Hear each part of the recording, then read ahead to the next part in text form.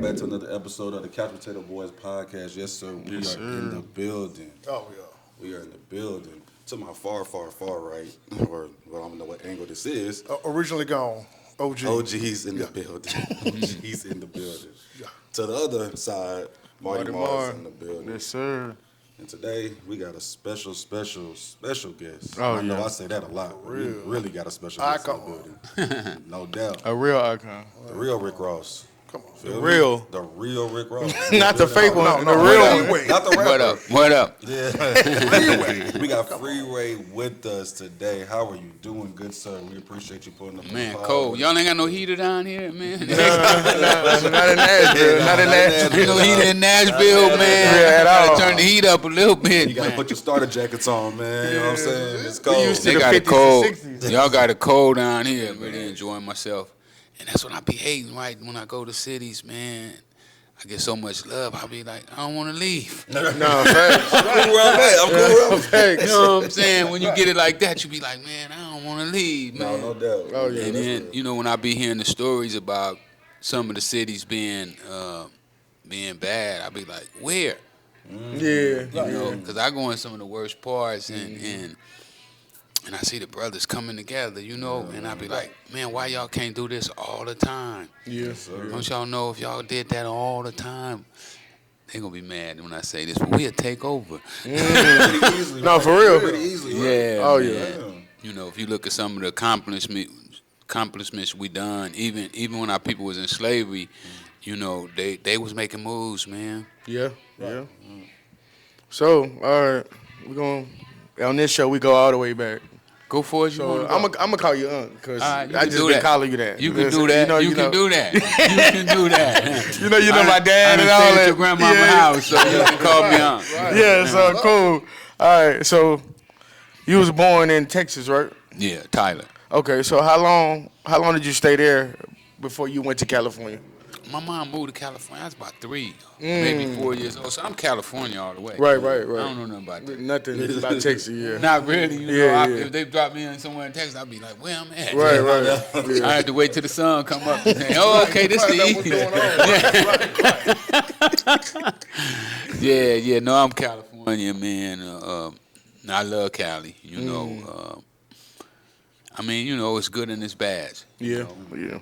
But a lot of times, you know, it ain't the city, you know, it's the people in the city that make a city what it is. Mm-hmm. Yep. So, you growing up in LA, high school, how was high school? High school was cool. You know, with me, right, I was a tennis player. So, yeah, we was gonna so get into I lived in South Central, but I didn't really see South Central, you know? Like, it wasn't that I really recognized what was going on in South Central until after I was told that I wasn't going to be going to college. And this time about 18, you know, getting ready to turn 19, and I'm back in the hood. You know, tennis is no longer an option. Right. You know, I wrote tennis off, you know, as a loss. And now I'm in the hood, and now I'm starting to see the things that go on in the hood. Right. You know, before that, on the tennis court, I would get up in the morning, and 6 in the morning, I'd be gone all day. So tennis, right? Yeah. Tennis kind of I like, hear you talk about that all the time, right? well, you know, that was like the early part of my life was on the tennis court. You know, from like 12 years old to 18 was on the tennis court because, you know, when I was in jail, right, I'm looking, right, at my life. Because, you know, sometimes I look at my brothers and I be like, damn, man, why can't I be like them? Why can't I settle? You know, because they be kind of like, oh, I'm cool right where I'm at. But I can't never be like that. You know, I'm always like, I want to do better. I want to get better. I want to help him. I want to help him. I want to help her, you know. And the only way I can help them is by getting better myself. So sometimes it kind of irks me that I can't, like, just settle, you know, and be satisfied. You know, I'm not satisfied. I'm not satisfied with my performance. I'm not satisfied with my performance yesterday. I don't think I did the right things yesterday. So today I'm going to try to do a little better than I did yesterday. All right. So look, my granny, right? She used to tell me all the time how good you was in tennis. I'm like, but she look at tennis all the time, all day. So I'm like, I'm gonna ask him how good was he, like just growing up. I mean, my biggest win was, and it wasn't in the tournament, but it was Lawrence King. He was in the top 100 in the world, and he used to come in and get me when I was. He'd be on the circuit. When he come off the circuit, he'd come to my high school and get me, and then we'd go work out together. And I finally beat him one day, so that was probably my biggest win. Okay. So And he played professional. Yeah, he was on tour. He was Okay. on the tour. He was on the tour. I mean, he beat some pretty big people. I couldn't beat the people that. My win was kind of like a passion win, like Yeah. I've been wanting to outshoot my dad Yeah. all my life, and then one day I called him, his hip was hurt. Yeah. Got him. He had a cold. You know what I'm saying? Got him. Yeah. But that was my biggest win. The other guy that I wanted to beat was Larry Barnett. I never beat Larry. Larry was my best friend when I was in the 11th grade. He was in the 12th. Larry went on to play number 1 at UC Santa Barbara. Wow. And he beat the number 4 guy in the world at one time, just one time, But I mean, how often you get to be like, I beat the number 4 guy in the world. In the world. That's different. That's different. So that's still a big win. And then, when you're a black tennis player, it's kind of different too, right? Because these white kids, they get to stay on the circuit. They live on the circuit. But these guys, they would just go out for a month, 2 months, and then they had to come back. So it's kind of like you're breaking your cycle. You don't get in this zone, and you stay in that zone, and you got to stay in that zone for a year or 2 years, and you get used to being there, and that affects the play. So with you going through Cali, from what I know, I've never been to California, but from what I know, man, Cali is a hooper state, though. Like, a lot of people play basketball through there. Like, did you any other inspiration to play? Oh yeah, I played everything: Oh, you played football, everything, okay. basketball, Okay, baseball. cool. I play all sports. You I was multi-purpose. I was an athlete. You was a real athlete. I was pretty quick. My hand and eye coordination was cool. But I was a little guy, so when it came down to basketball and football and stuff like that, it wasn't something that the coaches didn't look, they didn't look my direction. You got it. People picking teams. Oh, we're gonna take not you, but the one behind you. Slide to the left, my boy. All right, we went through high school, all that. So, in the 80s, right? Yep. You decided The to... rolling 80s. John Boy called it the rolling 80s. Yeah, the rolling 80s. Yeah, he wrote a book called The Rolling 80s. A great book. John Boy was a friend of mine who also was in the game for a while. He was one of the ones that got out early. He wrote a book called The Rolling 80s. So they said in books and stories and all that, they basically said you was making $1 million a day. Sometimes. For a couple years. My last couple years, I did that every day. But I'd had days that would happen before that role came. Say for instance, that would probably be 86, 85. I made $1 million every day. 84 though, I probably was doing 500,000 a day, 600,000 a day. Something like that there. Right. And it just the dope game it escalates. If you do it a certain way, you just keep making it grow. And what I would do is I later found out, when I was in jail and reading all these books, that it was called compound interest. Where you don't take your money out, you study, put your money in, and your money starts to compound. Right. So, all right. You were making close to that. So I was making. I made $1 million a day for a while. That's crazy. Jesus. Some days, That is insane. and some Jesus. That's really and some days as much as $3 million. that's wild. So you was basically, and I'm gonna just get into it, but you was basically like supplying the whole United States or cities, yeah, other California. cities. Other cities too. What happened is people started to come from other cities to L.A. to look for cocaine. Cocaine became the hub. I guess they had cracked down on Miami. You know where Miami, Cubans, where the Cubans was bringing it in. So then they started the Colombians start coming in through Mexico, and California became the hub. Wow. And then when I got with the Nicaraguans, you know, they had the government plug, you know, where they was using military planes to bring their bags in, so they was more secure, so they brought in more drugs at a cheaper price because they didn't have the worries that the normal person would have. Okay, look, one more. Cause I be getting confused by that. I be getting confused by that. So did they? Was the Nicaraguans Was they They're Nicaraguans, yeah. with the United States? Yeah, they was with the CIA's army. That's what they call Wow. the CIA's army.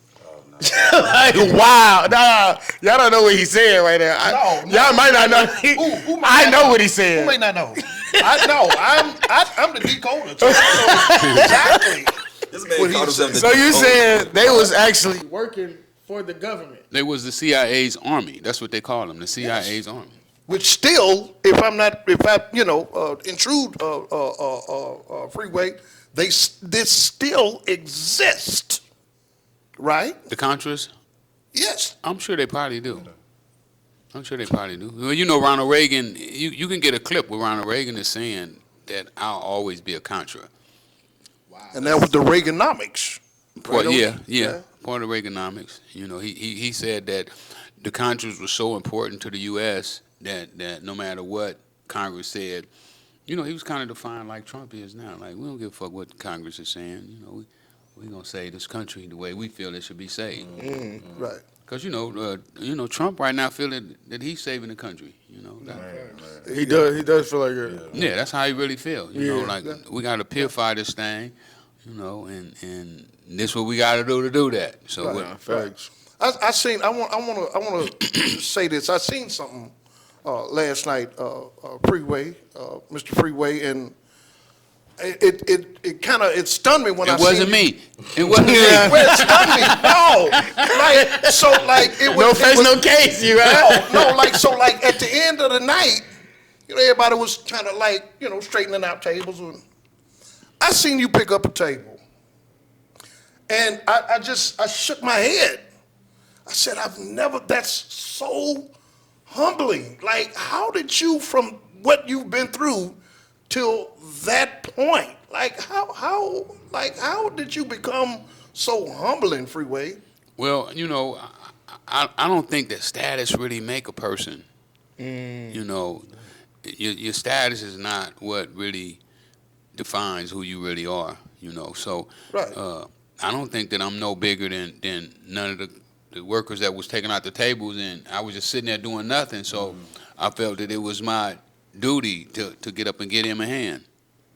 And that's why I did it. I mean, I do that with everything. I get out there and work with the mechanics in the yard sometimes. You know, I got a body shop where I do cars. And sometimes I get out there and work with Manny. Manny is my friend. You know, I don't look at Manny as if he's just a laborer or, you know, I'm just paying him to do my work. No, it ain't like that with us. We friends. You know, and I'm the kind of guy, if I don't like you, I won't be around you. That's right. You know, I don't want you around me. Almost like you can feel the spirit, Mr. Freeway. And if you're around me, we're friends. You know, I got love for you, and I ain't gonna see you do nothing for me that I won't do for myself. So, you know, Manny liked me to come out there and work with him on the cars. You know, matter of fact, we did a little thing where he was teaching me how to cut a car in half. Right. Wow. And you know, we posted it online, and people really enjoyed seeing, you know, the sparks was going everywhere because I was cutting it with one of those power things. But yeah, I mean, that's how I do. You know, Primo didn't get mad because I be wanting to carry the books sometimes. Like, y'all ain't carrying all the books. You know, I'm gonna help you carry these books. You know, this my job too. It ain't just your job. You know, I mean, you know, I may be the star right now. You know, I may be the face of our movement, but you're going to be the face one day. Yeah. You know, and I don't want you telling me, man, you got to carry all the books. That's hilarious. You know, you got to treat people the way you want to be treated. That's real. Yes, sir. You know, one of the things that one of my tennis coaches taught me early on, he was like, man, treat people the way you want to be treated. You don't want to get hit in the head with no hammer. Don't hit nobody in the head with a hammer. You don't want to be robbed. Don't rob nobody. Right. And that was one of the things that really shaded me in the dope game. You know, the reason I quit selling dope eventually. You know, I started to see the conflict within myself. You know, I had a conflict about selling drugs. So once that conflict got strong enough, I was able to walk away from the game and stay away. You know, because even right now, you know, if I wanted to, I know I would be a much better drug dealer now than I ever was before. Not saying anything, y'all. No, but he's not saying that he would. Oh no, so y'all You can know how stop. people- So y'all can stop asking me about drugs. I'm not Thank you. selling no Thank you for drugs. clearing that up. Freeway. Yeah, every now and then they come and whisper in my ear, man, stop it. we ain't doing that. I wouldn't do that no more. No. So I got a question for you. Y'all can go to the dispensary though and get that good weed. You know what I Yeah, mean? Cali. Yeah. No doubt. So I hope I'm framing this question right. So walk with me on this. But what inspired you at that time to get into the dope game? Poverty, broke. Real deal. Yeah, I was broke. You know, I was tired of seeing the family struggle. You know, and I didn't want to see my family struggle no more. And I felt that I found something that was not only beneficial to me and the family, but the people who were getting it was excited to be getting it. You know, when they used to come get that dope, boy, they'd be, oh, we turning up tonight. We gonna blow 500. For sure. You know, so I'm like, damn, you can blow $500. Sure. I want to be around you. Let's be friends. You know what I'm saying? Yeah, yeah. So it wasn't like, you know, it became, you know, where the welfare mama was getting high and she didn't have no money. You know, she blow the welfare check, the food stamps. It wasn't like that at first. But it eventually became that. You know, I eventually started seeing that mentality, and that is what enabled me to start to question myself about being in the game. So with that responsibility in a sense, and the money that you're now coming in, you're having to take care of a lot of people, I'm assuming. Oh, absolutely. You know what I'm saying? So, Absolutely. But that They spent my money. I didn't spend my money. Other people spent my money. that's real. I'm glad you said that. But talk about that burden that comes with that. Like you're getting all this money coming in. You're putting your life at risk. You know what I'm saying? And all this stuff. But now you got people like this. Other Like, people y'all don't get benefiting. that. Other people benefiting Yeah, from from it. your hustle. But not wanting to put the work in. Yeah, you know, that goes with anything, you know. When people see you with money, I mean, you know, one of my favorite books talk about it. You know, you have to not let other people put their burdens on you. And people will, you know, people will come to you, oh, my house no due, my car no due, you know, and make you feel like, you know, it's your fault. That's crazy. That's real though. I mean, that's real life. That's just sick, man. Go ahead. But okay, so we talked about the high school tennis, drug game, and all that. So, and while you was at your top, who? Because I know you invested in Anita Baker, right? Yeah. Her first Her album. first album. So, how was it like?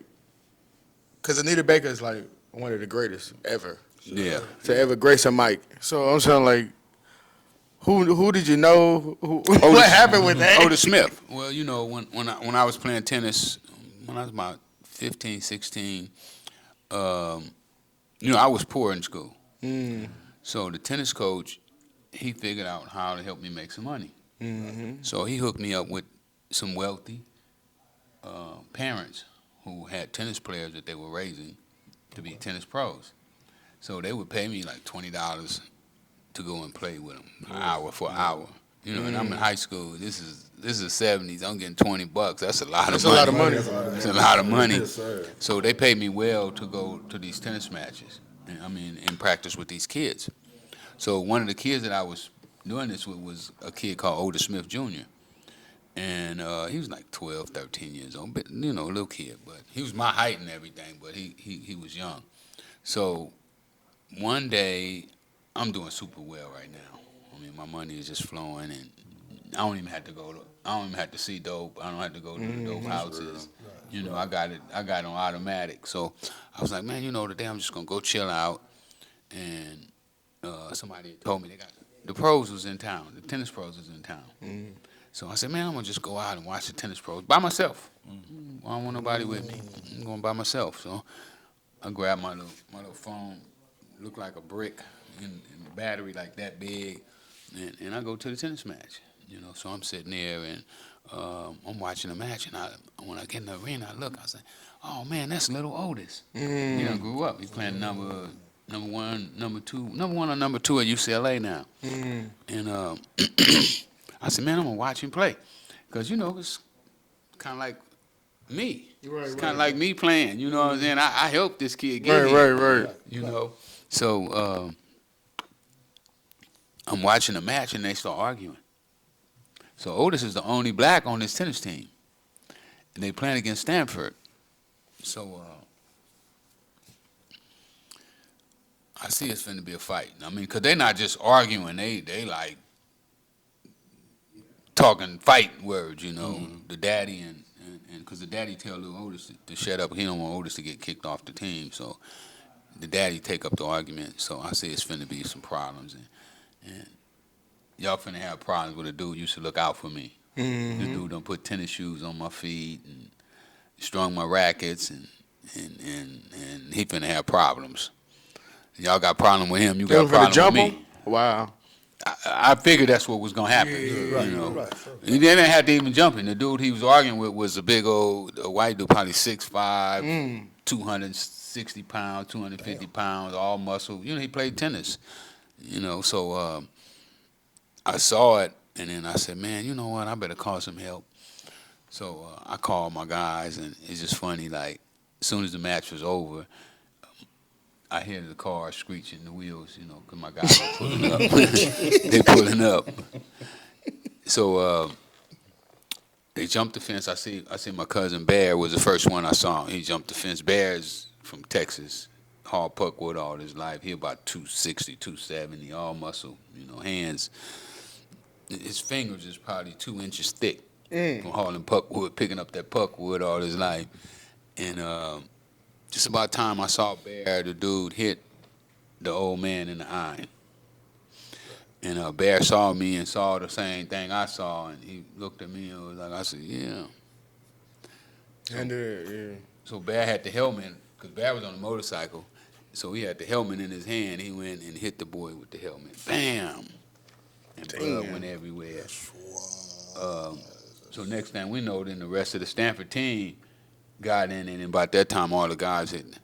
I bet it's probably in the newspaper. We never looked in the newspaper to see it, but my guys, they whooped Stanford's tennis team all over the tennis court. Wow. So I go and break it up, because nobody else couldn't break it up. I had to break it up. Right. So I went and broke it up and got all my guys away. Nobody went to jail that day, and then I became the hero. Everybody was like, oh, man, thank you for breaking that up, man. Those guys would have killed one of these kids. So Otis is standing there. He got a patch on his eye now because his eye all swole black. And then my high school tennis team came up. The coach came up. And he saw the thing. He was like, man, what's going on? And then him and Otis started talking. I was just standing back to the side kicking. And, you know, I ain't going to take no credit for this, you know. I don't even care if you know I did it or not. So they started talking, and then they started talking about the record business. And then Coach Smith was like, man, I'm a school teacher. I ain't got no money invested in no record business. He said, Rick, the one you should be talking to. And he said, Rick? He said, yeah, Little Rick. You don't remember Little Rick? Because I grew a little bit, you know, from high school. You know, I probably grew about 3 inches. So he said, man, I'm going to take you, Otis. Man, I'm going to take you to dinner. Come on, let's go to dinner. So we go to dinner, and we start talking. And he was like, man, yeah, because I had never asked Otis, you know, and that was one of the things that I feel like I messed up in life, because he was driving a convertible Rolls Royce in 74, 75. God. and I never asked him what kind of work he Classic did. one. No, for real. You know, I never asked him what kind of work he did. You know, so now he explaining to me that he's in the record business, and I'm looking for a way out the dope game. I'm looking for a way out the dope game. That's real. So he said he got this girl that sings like a mockingbird, and told me he needed some help putting a record out, and that's how I got hooked up with Anita that freaking deal. Baker. That's crazy. Beverly Glen Music. She later jumped the label. You know, once that record came out and did so well, because that was totally independent. I don't know if people know, but Dick Griffey and Otis Smith was the first independent black labels in the business. Major. Yeah, they was the first ones, and both of them got their start from Berry Gordy. They was both Berry Gordy's guys coming up. So OG, so years ago, you know, when things began to come out, you know, as far as who the real Freeway Rick was, right? And I was like, oh, so this, you know, not doo-dooing on nobody. He said it was You know what I'm real. saying? Yeah. But I was like, wait, so I need to be studying the real Freeway, you know? And I asked myself, I mean, if you want game, if you want game, like, you know, like for real. yeah. If you really want game, you got to study the real. You can't go to the fake and get no game, because the fake is fake, and everything that is around that may not be real. You don't know what part of it is real and what part of it is fake. So you can't get no game from that, because you don't know what you're getting. So yeah, I agree, and I think, you know, I think my life is worth studying. You know, I think some of the moves that I've made in the past, you know, in the dope game, and that's why I wrote that book, because I felt it was important that young men that may be thinking about getting into the drug business would have something that they could refer to that could tell them what the dope game was going to be like. You know. Giving them a just honest truth about it. Yeah. And then you can make a real, because I believe if we give people misinformation, then they can't make a logical decision. And I think with that being said, Freeway Rick, I think the last part of that question is for someone that's going to be looking at this, because this will definitely be one that people will look at and say, you know, man, that's deep. So a lot of people having self issues. Can you give people that'll be looking at this, Freeway, like how important self is? Well, you gotta realize that that you're one of the greatest creations that ever was. And when I say one, I mean because it's a billion of us on the planet, so we all have greatness inside of us. But you have to dig down inside of yourself and find out what that is. You know, what it is in life that you want, and what do you want out of life? You know, I read a book one time, and the guy said something like, "The world is perfect, that I'm the only thing that's out of line. So once you get yourself in line, then the universe will come to your aid and give you everything that you need." So, you got incarcerated. 96. 96. That was you got incarcerated before that. 94, I got arrested. Right, in 94. but the life sentence was in 96, right? Yeah, the life sentence came in 96. I got arrested the first time in 89. I was out 6 months, and you know, my partner set me up again. Yeah. That's crazy. So, when during all those years, what's going through your mind through all the incarcerations, the back and forth? Like, what's going on? Well, the main thing, you know, one of the things that I found out about jail that's really depressing for me is that I didn't have any value to nobody anymore. To the people on the street that I cared about, I really didn't have value for them anymore. I couldn't do anything for them. I couldn't assist them. I couldn't come to their aid if they needed me. So I kind of lost my value. So what I wanted to do was to recreate value in myself. So I took that time and I started to study and learn. And I felt that if I became smart enough, then that value would recreate itself. So I think he went kind of too far, but Not bad. going back, right? You said he told on you. The Yeah, what is it, my Blandon? plug. Yeah, What's his name? Blandon. Blandon? Blandon. You said he told. So Not just told on me, he set me up. so he basically made a deal with the government. With the Yeah, government, yeah, who he yeah. was already working for. Yeah, he was recording. This is crazy. Hey, this is crazy though. He was already working for them, and then he made a deal with them to get Well, you. what we figure happened is that the government didn't want him to talk. Mm-hmm. So in order not to get him to talk, they make a deal with him. So if you make a deal with him, now he keep his mouth shut on what you want him to keep his mouth shut on, and he talk about what you want him to talk about. Oh, you saying to not tell on them? Right, not talk about the operations that was going on in Nicaragua, but to lock up the drug dealers that he was working with. Wow. Quick question, Mr. Freeway Rick. The product that you had, that you dealt with then, versus the product that you deal with now, which product do you find more, I guess, rewarding? Right now, I feel my life is. I mean, I get the same thrill now that I used to get when I sold drugs. You know, it's just that I don't have to look over my shoulder. You know, I ain't worried about nobody trying to kill me. You know, Right. it's just a better life right now. You know, I'm having a ball right now, and I'm loving my life. Not that that I have any regrets about the past, because I don't. Because had I not lived my past, I wouldn't be who I am today. And this girl, she wrote an article on me in Chicago, the Chicago Tribune, and she said from talking to me, she got no regrets, only lessons. So I learned my lessons, Right. you know, but I don't regret that I went through it. Do people who walk a similar path that you walked, when you get to meet them, what game do you give them? Well, you know, it's funny, right? But I believe that a person who can sell drugs can do anything. And that's why you see me tapping into so many businesses. And, you know, and some people tell me, oh, man, you need to focus on one and get one going. But I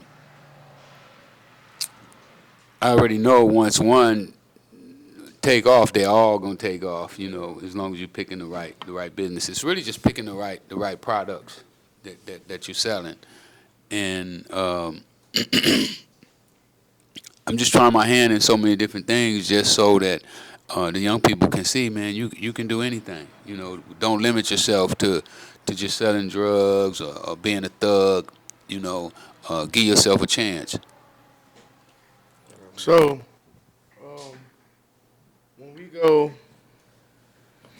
when we go into history books, right, and we look around like at your history, when we're like 1,000 years from now, Yeah. what do you think you would be? They're probably gonna say a teacher. You know, when I had dinner with Minister Farrakhan, Shout out to Minister Farrakhan. Man, and what he told me is that he said, man, you could beat yourself up about your past, or you could take your past and help 1,000 other people. And he said, if you help 1,000 other people with your past, then that makes you a scientist. Because, you know, sometimes scientists play with things that are dangerous in order to save millions. Yeah. So that's how I look at my past now. You know, yeah, I did some messed up stuff, but in the end, it's gonna all be for the better of the people. Right here we see 2 books, T-shirt. You're an author. What inspired you to say, I want to tell my life story through storytelling through a book? What made you want to do that? Well, you know, I didn't know if I was ever gonna get out of prison. You know, I had a life sentence, 2 life sentences Sir. without the possibility of parole. Sir. So, in the feds, you know, they got a 98% conviction rate, meaning that when when you get convicted, you're probably not gonna win your appeal. Wow. So I was one of the 2% to win my appeal, which I had a valid issue. You know, really I had a couple valid issues. One I didn't win on, which I thought was my strongest one, which should have reversed my whole case, because my informant was an illegal alien who had been convicted of a drug crime, who should have been deported. The only person that could allow a convicted felon drug dealer to stay into the country is the Attorney General and the President of the United States. Those are the only two people that can waive his convictions. And they didn't have that. What they did is they forged his green card, and they lied on his paperwork and said that he had never been convicted of a felon. Where was I going with that? It was about being an author, like telling your story. This book, it was like a letter to the streets. You know, what I went through and letting young men and women who was thinking about, because, you know, drugs have got to be like really proper. You know, you listen to the music now, all the rappers brag about being drug dealers. You know, I saw that coming. You know, I saw that drugs was going to be a fashionable thing, you know, where it was fashionable to be a drug dealer. So I thought that it was important to educate our kids about the drug game and what they're going to be getting into, and that you may get a life sentence and your connect might tell on you. That's crazy. All right, so hold on. Let's talk about why you're here in Nashville. Oh yeah, So yeah. You're a fight promoter. Well, Boxing right now I'm an advisor. Okay. You know, I advise fighters, but we have you got a fight going on. yeah, tonight, big fight tonight. Shout out to Jimmy Adams for bringing me in. You know, I like to, you know, I learned from the dope game to find somebody to copy yourself after. You know, I read a book when I was in prison. They say, my man say, people say, don't be a copycat. He said, well, I find out, make sure you copying the right cat. So, Facts. No, that's a fact, Jack. you know, if I'm going to copy somebody, I'm going to copy the dude with the Rolls Royce, the Bentley, the house on the hill, and a big bank roll in the bank. Right. For sure. You know, don't copy that dude at the liquor store, you know, drinking that 40. Yeah, You know, don't copy him, man. Copy that other dude. right. So Jimmy took me under his wing, and he's teaching me boxing. And you know, I believe with Jimmy, you know, I was saying I'd probably get a world title in about 4 or 5 years, but now with Jimmy, I might be getting a world title next year. Man, y'all got some champs down here in Nashville, man. Oh yeah. So y'all gonna be bothered with me a whole lot. I'm gonna be coming through here a whole lot. That's what's up. Nashville love you though. No, We love for you. real. You know, I like to be around the goal. For sure. Hey, Yes. before we head out of here, Mr. Freeway Rick, I just want you to let the people know where they can buy these your books so that they can get this game. Tell them where they can go find that, and as well as following yourself, young man. You can get the books at freewayrickyross.com. That's my website. Also, ask when you order your book, ask for it to be autographed. I'll autograph it for you. Don't go to Amazon. And tonight, you can tune in to the fight for free at Arkansas. Oh, okay. At Little Rock IPTV. So check it out, and you know, let's make it happen, man. Yes, sir. No, Appreciate for you. real. Yeah. Appreciate you. I appreciate you for everything. Thanks, OG. Yes, sir. Man, thanks. All right, you with the Couch Potato Boys? Man, y'all know We what had it is. Unc, aka Man, come on, Freeway Rick Man, Ross. come on, man. Man, we trying to level up. Man, we got the, It's only up from here, man. got the legend in the building. Man, super legend. So we appreciate you and thank you.